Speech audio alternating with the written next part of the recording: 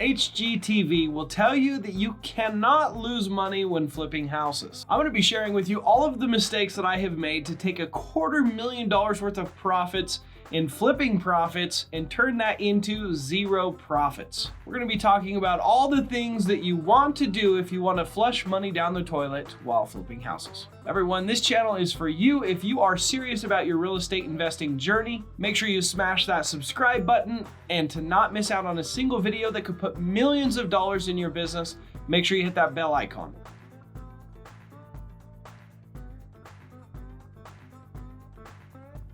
Everyone, my name is Zach Booth, and over the last handful of years, I've made millions of dollars with flipping houses and flipping real estate purchase contracts, also known as wholesaling. I have lost money on some deals, and I know that I have missed out on hundreds of thousands of dollars for lack of understanding and because of the mistakes that I have made over the years. I do not want you to make these exact same mistakes, so this video is all about that. You will never avoid making mistakes, right? It's progress, not perfection. Let me know in the comments below some of the things that you've learned that you wished you would have known before you started. As I said, you will never avoid making all the mistakes that there are to make, but you can avoid making a lot from learning from the mistakes of others. It's like learning to ride a bike. If you've never crashed your bike, you probably don't know how to ride one. So mistakes are inevitable, but if you'll stick with me, I promise we'll help you avoid some very costly mistakes. The first thing that I would suggest, and this may sound obvious, but you need to get that property purchased at a very, very low number. You want to make sure you have more than enough profits for doubling the cost of what you think your expenses will be. If you cannot double the cost of your expenses and still make money, you should not do the flip, right? Especially if it's your first one, because you need to have a buffer for some of the mistakes that you may find or some of the unknowns. You may ask, how do I find deals at that big of a discount? I find all of my deals from a strategy called Driving for Dollars. You can learn more on my podcast called Driving for Dollars Mastery. I also have videos where I go out and do this and I demonstrate exactly how we're finding these deals. But that is the first thing, is finding deals at a big enough discount. The next thing that has to happen is your team. You have to find general contractors, subcontractors, people that can help you with the work that you can trust and have a proven track record. Once you do find those people, you also need to make sure that you work with them in a proper way, meaning that you do not give them money up front to buy materials. You don't give them half of the labor up front. You never want to do that. You can buy materials and have them delivered.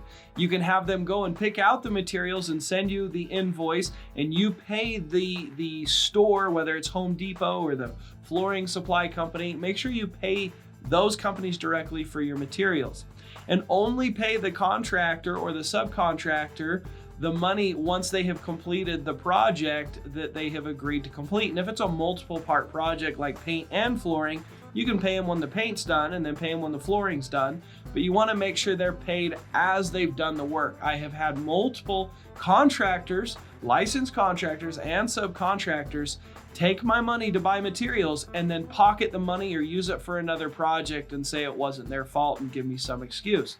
All right, so you want to avoid that, especially if you're borrowing money to do these projects, because you're going to be upside down really fast. The last thing that I would suggest is to make sure you have a buffer with flipping a house. So as I said, you need to have a buffer that you could afford to pay for double the expenses on the remodeling costs. With that equation, you still want to make sure you have 25% equity in the deal. What does that mean? So let's say you plan to fix up the house and double the expenses and everything, the purchase price and money to the investors. So let's say that puts you in at $75,000 total on the project. Small project. And you want to make sure you have another 25% above that, meaning it can sell for at least $100,000 or more. The reason for that is if you plan to make money on a flip, you need to make sure that the real estate market, the prices of the houses in your area stay the same or go up. And if something happens where that isn't the case, or something goes bad for whatever the reason that you cannot control,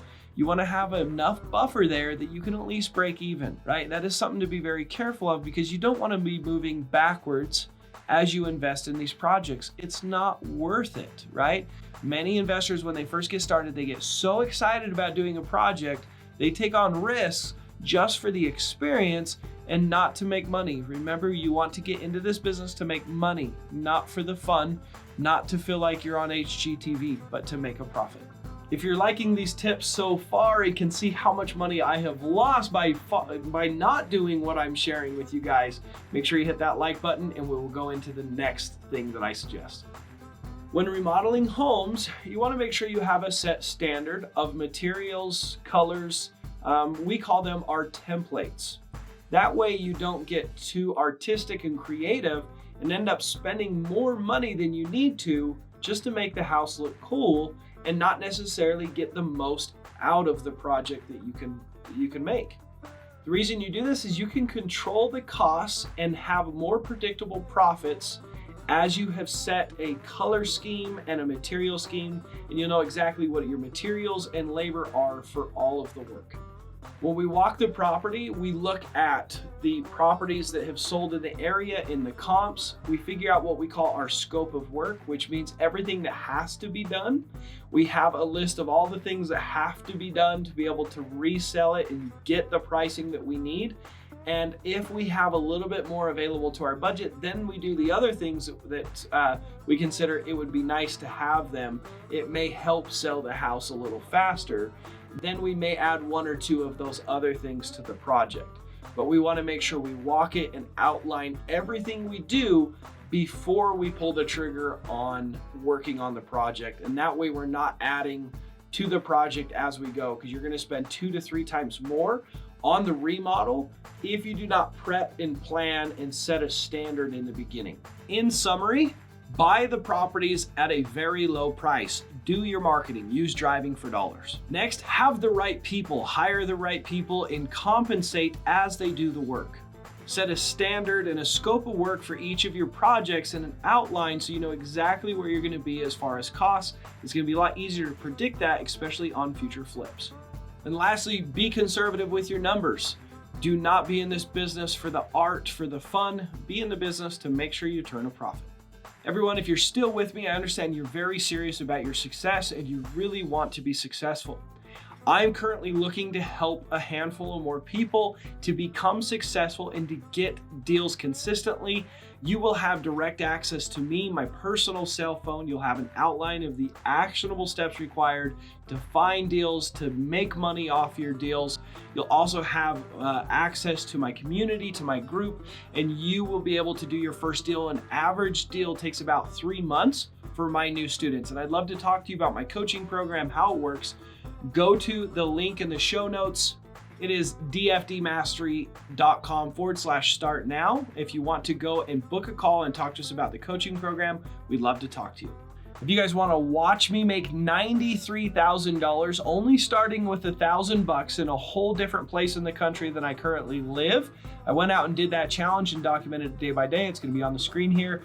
Check it out. I'll also link it in the show notes. I call it my 40 grand and 40 day challenge. Hope you guys enjoy. Thanks for being with me.